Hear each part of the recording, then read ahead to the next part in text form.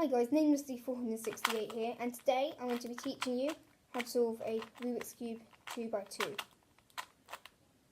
So, there we are. The 2x2 is just like a smaller version of the 3x3. So it is a bit easier, but it's still quite fun to solve. So I'm just going to muddle up the cube here.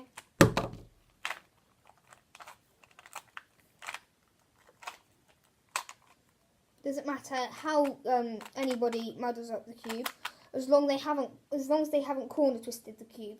I can't corner twist this cube, but I'll show it to you on my 3x3.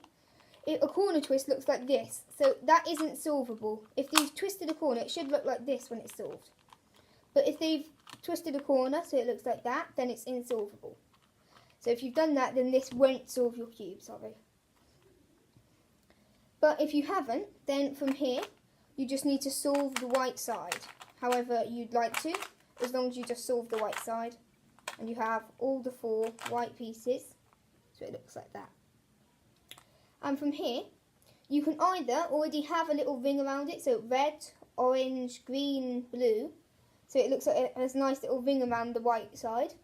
But if you don't, like I have here, then you need to choose a piece, or if you have 2 pieces in the right place already, then you're going to keep them the same, and you need to swap round the other pieces.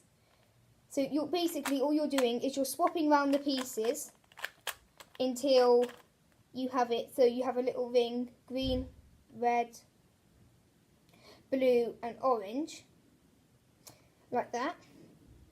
And then you've solved the first side with the ring around it. And that's the first layer of the 2x2.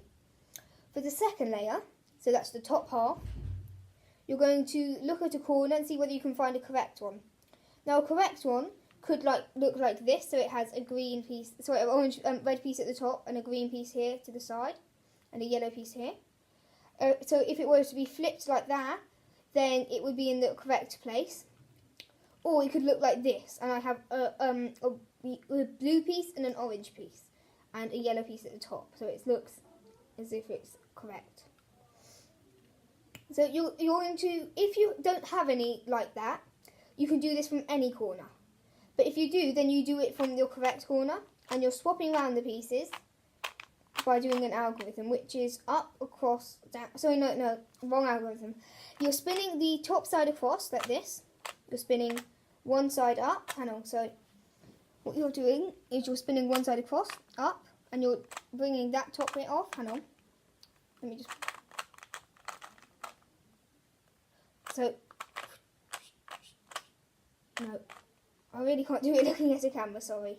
Hang on, let me just redo that. You have it like this. You find a correct corner again. So I'm just finding the correct corner. There's a correct corner, and then you're swapping it round. Sometimes after you do this, you don't have all the corners correct. But what you're doing is you're spinning the top side, the top layer, across to your left hand. You're spinning your right hand side up, and you're bringing the top block off of that. And you're spinning the other side up, so your left hand side, and you're spinning the top block off of that. And you're bringing this side here back down, and you're bringing the top layer back, so you match up the left side again, and you bring that back down. And that just swaps around the top pieces here. So now you can either have it like I have here, and the corners still aren't correct, you only have your 1 correct corner, or 2. But if there's 2 correct corners, then you need to flip the top layer, because there should never be 2 correct corners if you're solving the 2x2. So you shouldn't have 1 piece here that's correct, so it's matching up in the right place, and then 1 piece here that's matching up, or 1 piece here or here, because that means that you've twisted it wrong at some point. So you just need to twist the top layer and then just redo that algorithm. So you're spinning the top layer across, bringing your right hand side up, and bringing the top block off there. Then you're bringing your left hand side up, bringing the top block off there, also putting the right hand side one back, and then you're just doing that. So you have the white side still solved with the ring. And then after you've done that enough, you'll notice that all the corners can just be flipped to make the yellow side. And that will also solve the rest of the sides. So you're going to hold it so the white's now at the bottom. and you're going to do an algorithm, which is up, across, down, back.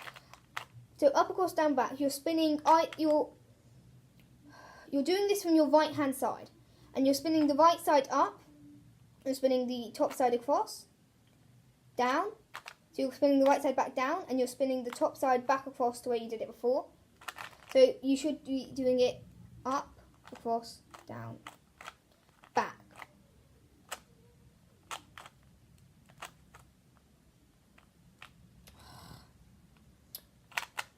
So I really can't do it looking at the camera.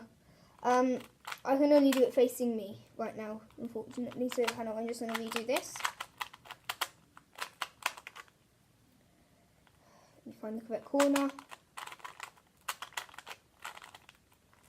And then you have them all in the right place.